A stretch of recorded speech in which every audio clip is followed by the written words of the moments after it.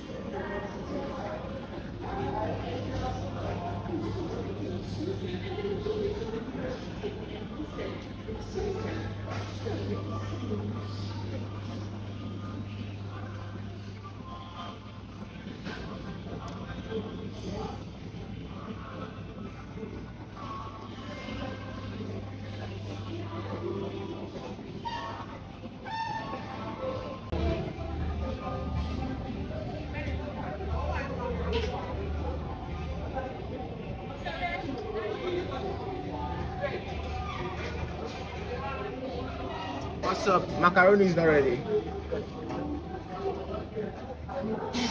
Do you hear me?